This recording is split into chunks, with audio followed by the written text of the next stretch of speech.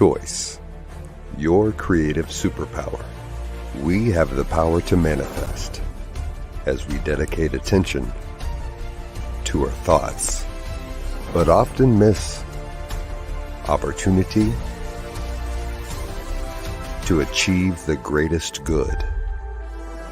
Your superpower is waiting to be unleashed to unlock a fuller, more rewarding world for all.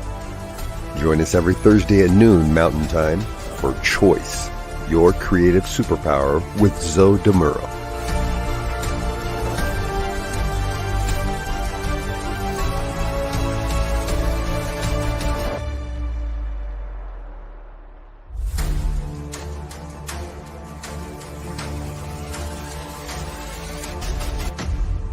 And now, here's Zoe. Hello, folks. My name is Zoe DeMuro, and I am honored to be your host for Choice, Your Creative Superpower. If you're coming back, it's good to see you again. And if this is your first time, welcome to the show. So today, in episode 2, we'll be exploring the relationship between choice and identity. So, speaking of identity, I'll go with some roles. I am a religious science practitioner and president of the board of trustees at the Oakland Center for Spiritual Living in Oakland, California. And I'm a transformational coach.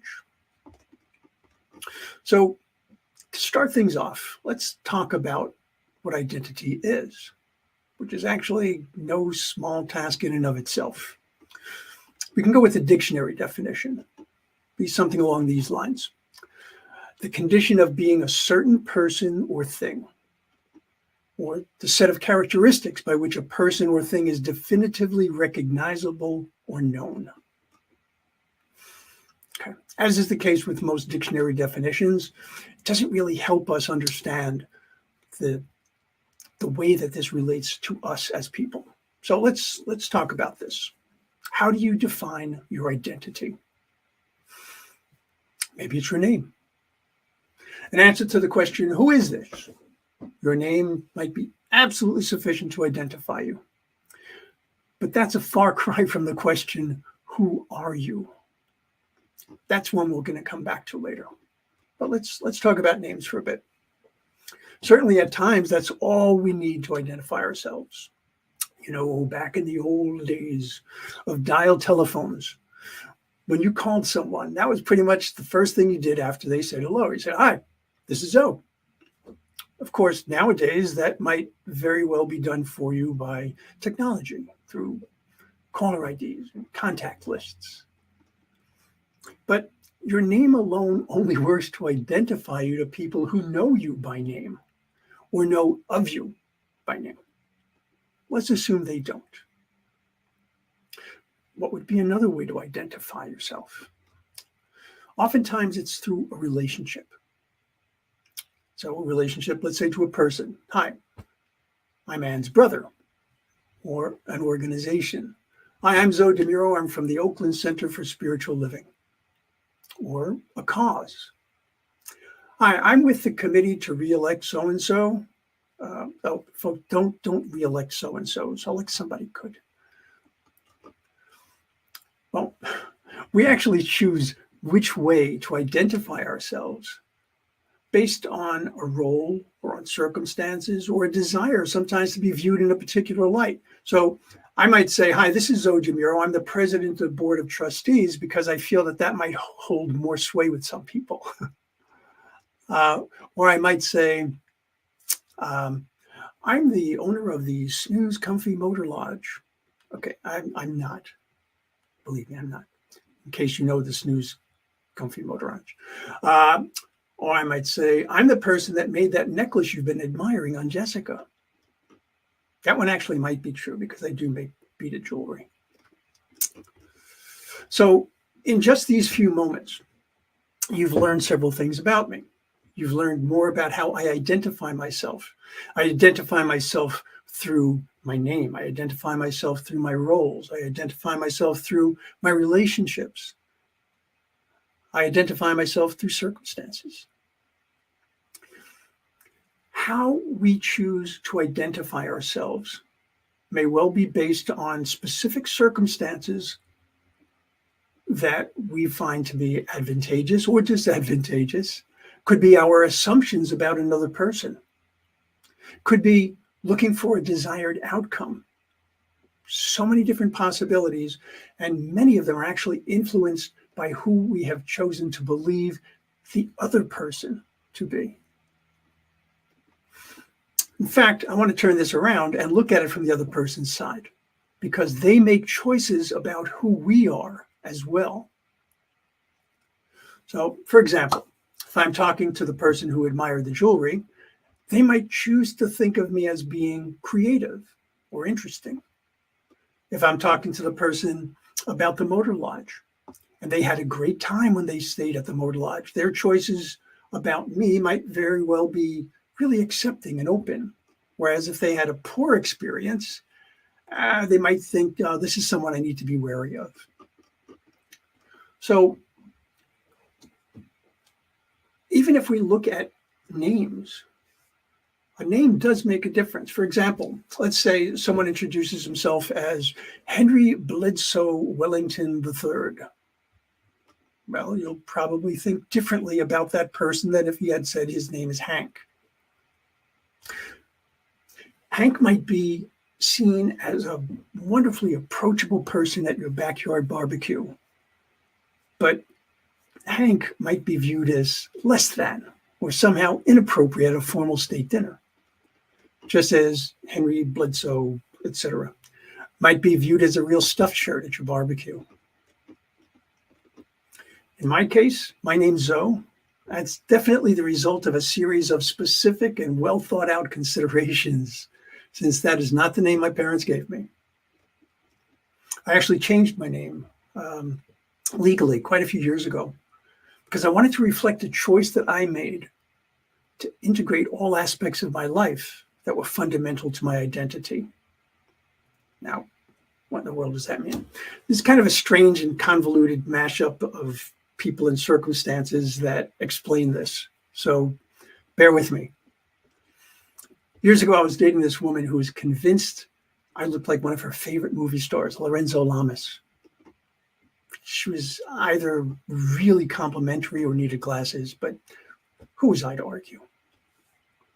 As is often the case with multi-syllable names, she eventually shortened it to Zoe. I liked the sound of that. So I introduced myself as Zoe from that point onward. And it probably would have been replaced at some point by a different nickname. I've had quite a few of them. Except that one day when I was walking through a market in San Francisco's Japantown, I heard this little voice call out, Zoe, Zoe. I was like, wow, who knows me here?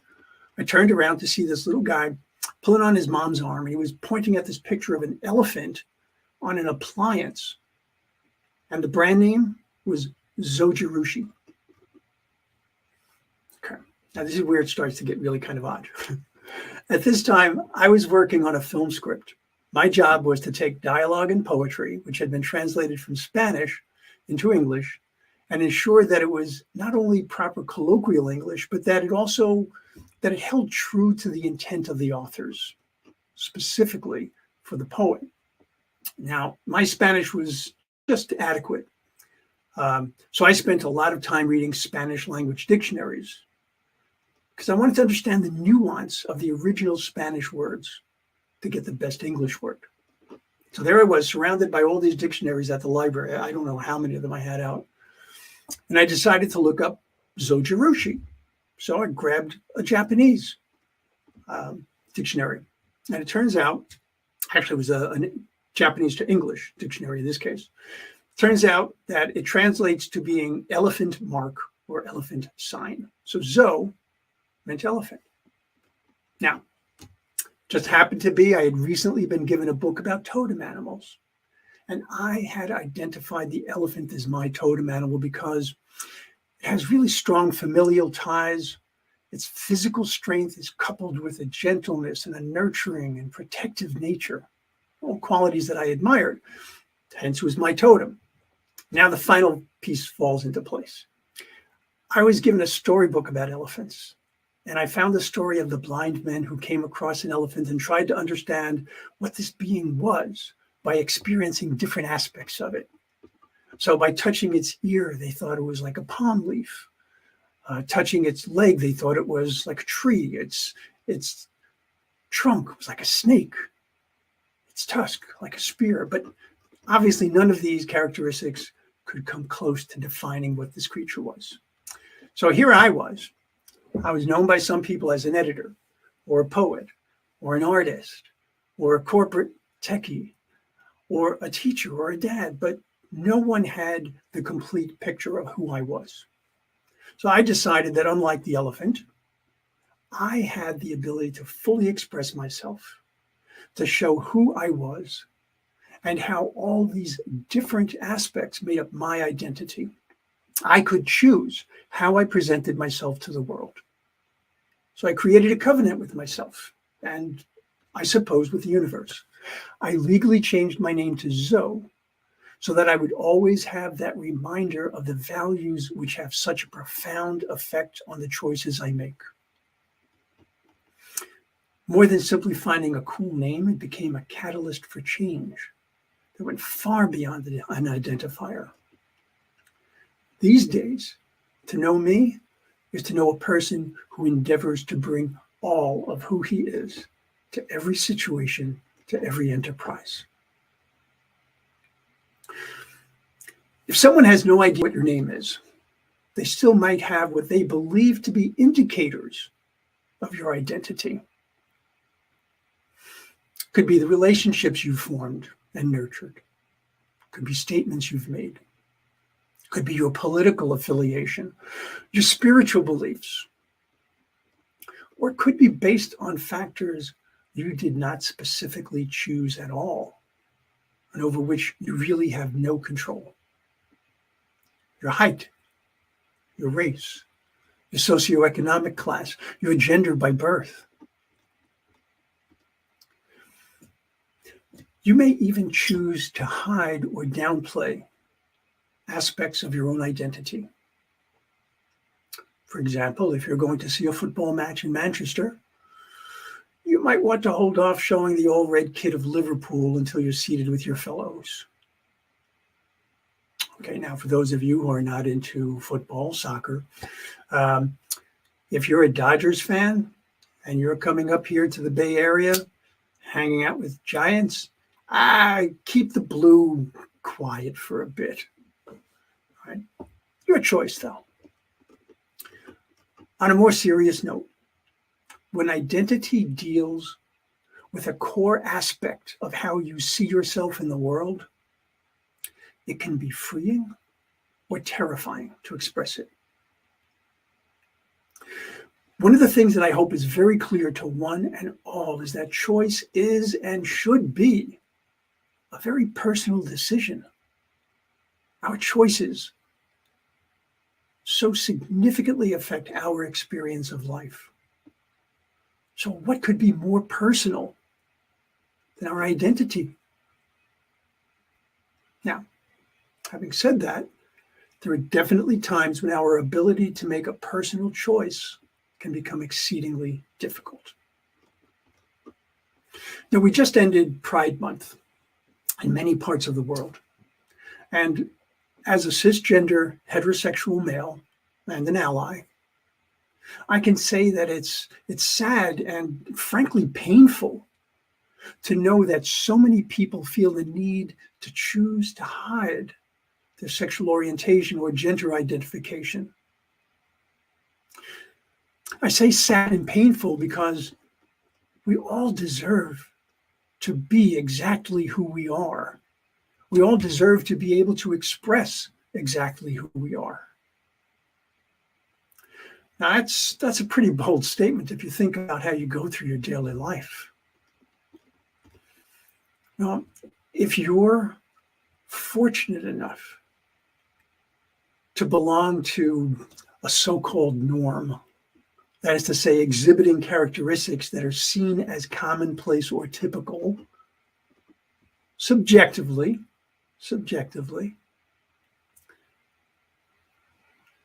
you actually deal with significantly less identity-related stress. But if you should find yourself in a different setting, a different community, a different part of the world, and so on, the norm can shift.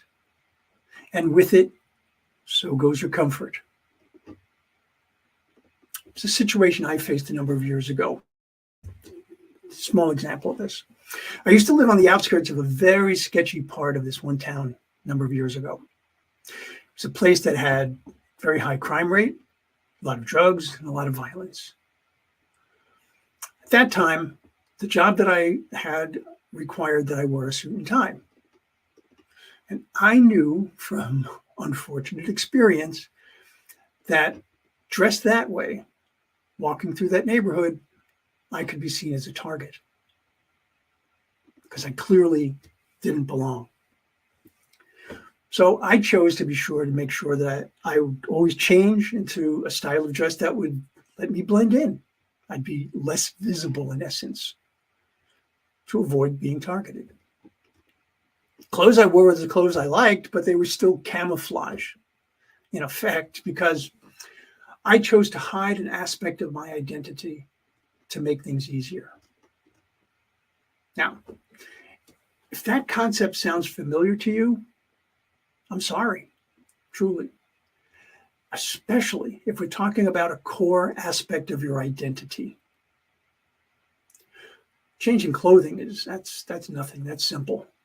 But when we're talking about core elements of your identity that deal with one's race, one's culture, one's religious or spiritual affiliation, one's sexual preference or gender identity, now we're talking about a dissonance that can lead to extremes as intense as depression and, unfortunately, even death. What a tremendous injustice. What a tremendous injustice to have other people's choices, to have your choices rather about your personal identity subjugated by the choice of others, labeling you as wrong or unnatural in some way. We have a responsibility to ourselves to align with our truth, to align with our true self. There's a lot of work that goes into that at times. And choice is something that becomes very complex when we look at these influences. For example, if you belong to a particular religious group or a political group, there might very well be values and beliefs that have shaped those groups, are indicative of those groups. And so choosing to belong to them, to identify yourself as a member of that group, is effectively choosing their perspectives, their values, their preferences, and possibly even their biases. So bias is an interesting word. We tend to think of it as a negative quality of perhaps the unenlightened. But the reality of it is all choice reflects, at the very least, preference. And quite honestly, it can be a slippery slope from preference to bias. There's even bias that presumes positive characteristics. It's called the halo effect, whereby if you feel positively towards a person or a group or a movement, you tend to believe whatever is good and feel distrustful or dismissive of whatever is negative. In fact, the more strongly you identify yourself with a particular affiliation, you might actually make fewer choices and simply go with the group consensus because that affiliation becomes integral to your identity. That is a choice. requires discernment. It requires your ensuring yourself that you are living according to your values. When I was on my own spiritual quest to find a community I felt would be most effective for me to lead a fulfilling life, I looked at every aspect of each community I could to get a better sense of what I'd be aligning with, a better sense of what I'd be identifying with. My choice was absolutely tied to my identity. And I wanted to be really certain before I said I was a religious scientist, for example, that the principles and beliefs of the philosophy of science of mind resonated with me, that they felt inviting, that they put aside dogmatic edicts, and instead they opted for open dialogue, and they encouraged exploration. Yes, obviously, it all works for me.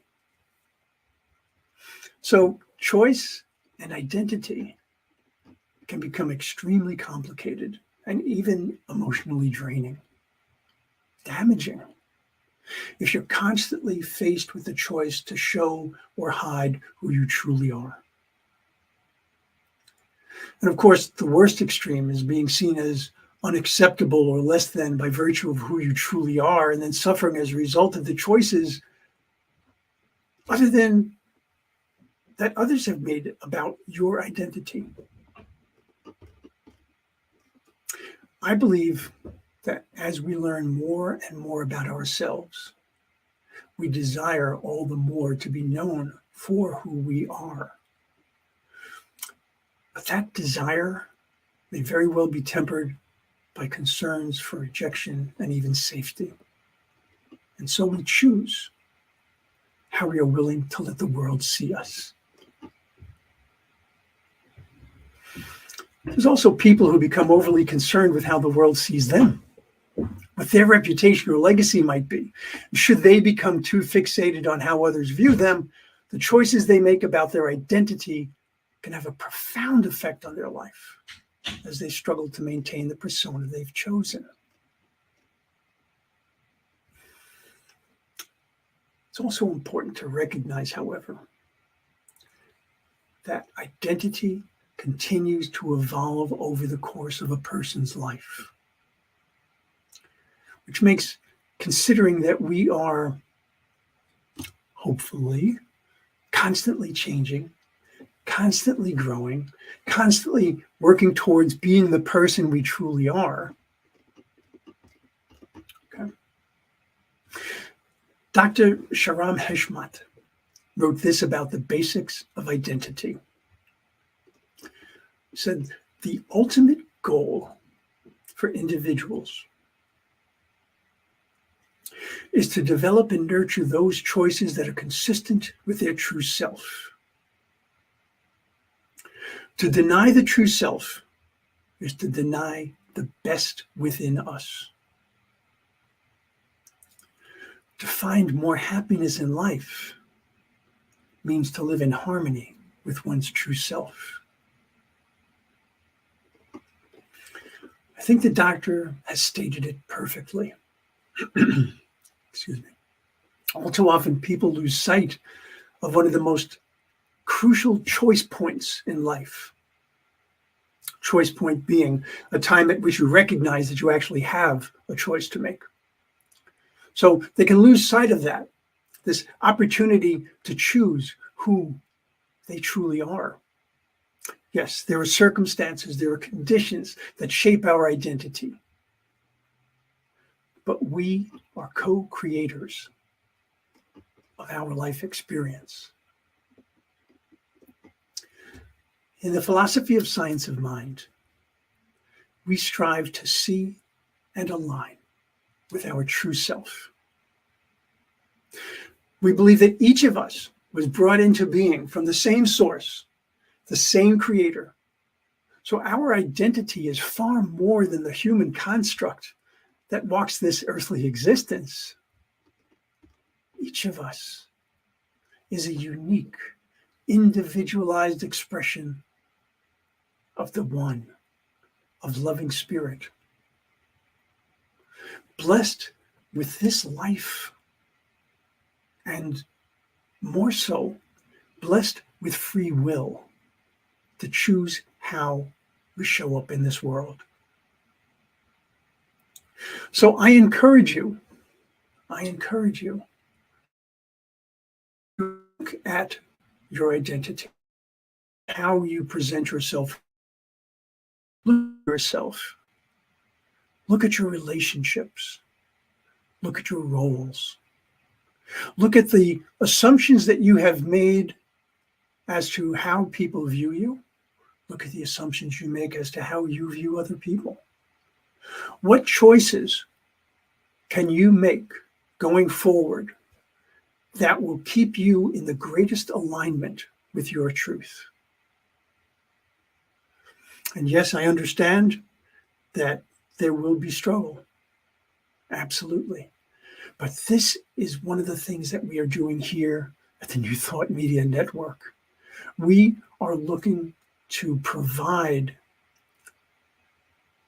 encouragement, education. We want people to understand more and more about who they are and their place in this world. The more that we can be truly ourselves, the more that we can understand our identity, the more that we can choose to show up in this world, to do and to be who we truly are, the greater the possibility that we can indeed create a world that works for everyone. Nothing that is truly good in one person's life can be anything other than good in everyone's life. So I encourage you to spend time looking around the New Thought Media Network. We have so much going on here. This is a global enterprise, folks. We provide prayer several times a day. We provide meditation, contemplation, information, so much more. So, for example, today, 1 o'clock, Mountain Time, I want you to check out Finding the Joy in the Journey with practitioner and very nearly minister, now that she's finished her exams, the exceptional Gina Calvario Krupka. Joy in the journey, just spectacular. So I want to thank you for spending this time with me. And I want you to really enjoy the process of making wise choices. So until we meet again, I want to say much love and many blessings, and be who you are. Thank you so much. On behalf of everyone at New Thought Media Network, thank you for being a member of our virtual family. Your financial contributions help share the New Thought message with people from around the world. Please visit and contribute at www.ntmedia.org/donate. New Thought Media Network, come be you. And please like, share, and subscribe. Until next time, peace and blessings.